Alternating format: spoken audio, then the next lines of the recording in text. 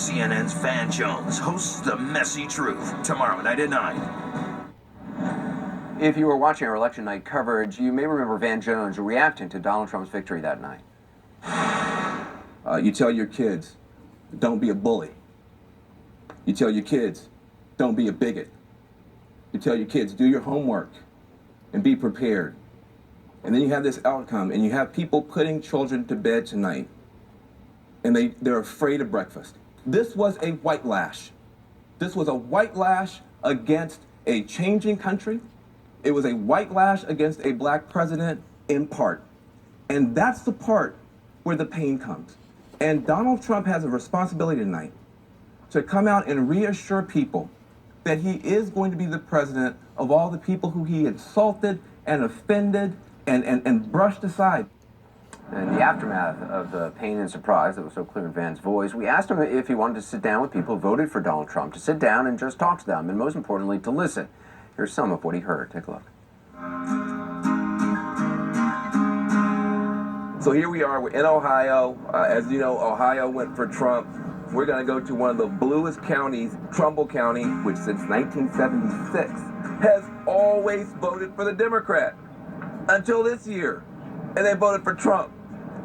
I'm baffled. I'm bewildered. We gotta figure it out.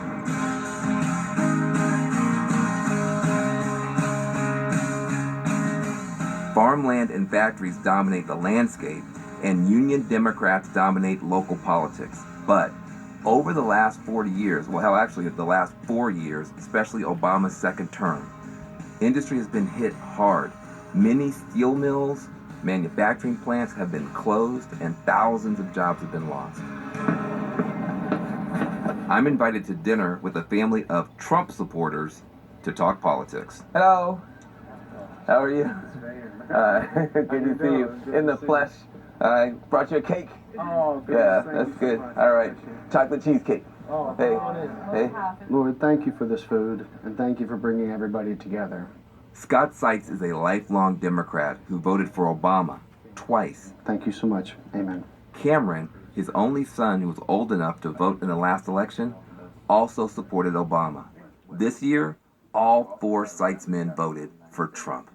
You can't imagine 2 guys more different, and yet you supported one and then you supported the other. What did you like about Obama, and then what did you like about Trump? I think Obama represents a lot of love, and I think that he's a good man, and he did all he could. And we supported him for 2 elections. Yeah. And then when those changes really didn't come about, and Obamacare actually affected me personally with my own mother, I think we needed a change once again. Mm-hmm. Trump seemed to come through here, and he's speaking change again. So I think we still voted for change. That's a part of the disappointment. So then you have Trump. Help me understand how even if you don't like the health care, you like Trump. I just don't understand the Trump part. You know, Hillary's message was this: I'm with her. Trump's message was, I'm with you. I'm with you. And that kind of stuck with us. Trump has not necessarily been the friendliest to American workers. He stiffed contractors. I mean, just help me understand how you round that corner, even if you want jobs. There was the other side of the coin as well. You know, Hillary, we couldn't trust her. You know, anybody who deletes, as I understand it, 30,000 emails 2 days after she was subpoenaed, and then she takes her server and acid washes it and clears it, that to me is admitting guilt. And people in this area kind of really looked at that. You know, when the tape came out and he had the P word and he was talking about assaulting women, you know, that was just him. And it wasn't just the foul language, it was also foul deeds. I mean, he's saying he can grab people and that type of stuff. Again, if integrity is a thing, It comes down to the economy. so it's almost like you were willing to forgive a lot of sins because he was speaking directly to that economic message. Absolutely. You want to get in there? I just, I went vote for either one. I didn't like either one of their morals. I thought And I just couldn't do it. So I just went down through and went Democrat the rest of the way. So you voted for a Democrat all the way down, but could not vote for Hillary Clinton. No. It was just her morals and his morals. I just, no. They both scared me. So let me give you guys a chance to respond to some of the stereotypes about all the Trump voters. All the Trump voters hate the Mexicans. They hate Muslims. They don't like black people. They're just, it was all of this explosive kind of racial talk was what really got everybody going. How do you guys, how'd that land? Did you hear that? I've definitely heard these concerns, but one of my jobs is helping counseling individuals recovering from drug and alcohol addictions. And I'm just going by the statistics at my location. Most of them are minorities. I would probably go as far as to say 85%.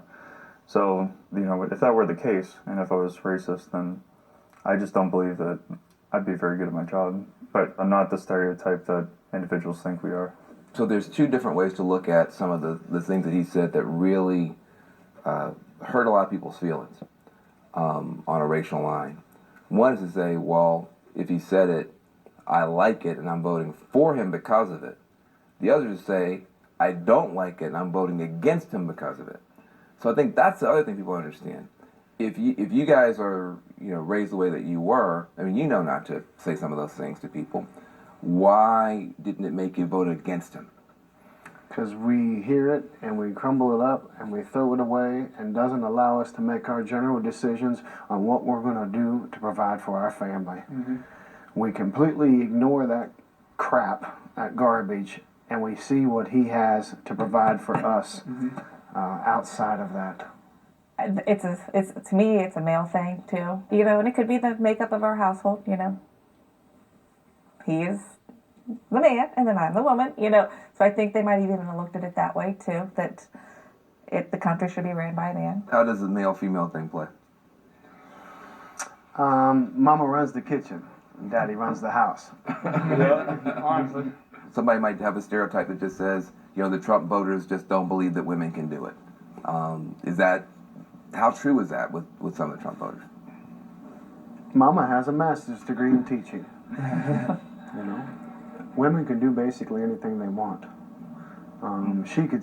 Hillary could have certainly been the commander-in-chief. If she would have spoke to the blue-collar worker, she would be sitting there. So how does a billionaire, you guys are serious, like the working class backbone of America and the industrial heartland. How does a billionaire break through to the blue-collar worker?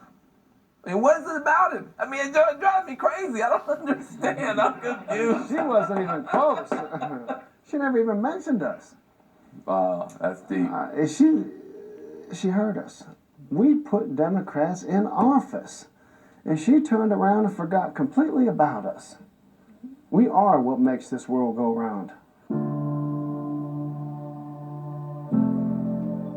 We built the tanks and bombs that won these countries' wars, and for you to come through here and completely neglect us, we would have rather vote for anybody instead of her. And all the other stuff that Donald said didn't seem to make a hill of beans. She hurt us. And that's what it is. I'm so glad you did this and that we played along Trunkford, and there's going to be a lot more tomorrow night. That hurt is so real, and it's not political pundits talking, it's people whose lives have been affected, and it's so easy, I think, for folks on the left to demonize Trump voters as painting everybody with a very unfair broad brush. When he said that, she hurt us. Camera guys teared up. It wasn't the rage and this stuff and the lock her up and all that stuff. That was so far from that kitchen table. And I just hope that people will watch this thing tomorrow and start to understand we've been talking past each other. We don't understand each other. We don't sit around that table. We don't sit around that. We talk about each other. We don't talk to each other. Everybody gets mad that, why does CNN, have Van and Jeffrey Lord on? Jeffrey and I talk to each other. That helped me to be able to go and listen. I'm telling you, there are people who like all those negative things that Trump was saying, and those people I don't want to deal with. But there's so many, many more who are hurting in America. Nobody listened to them, and this was their way of speaking out.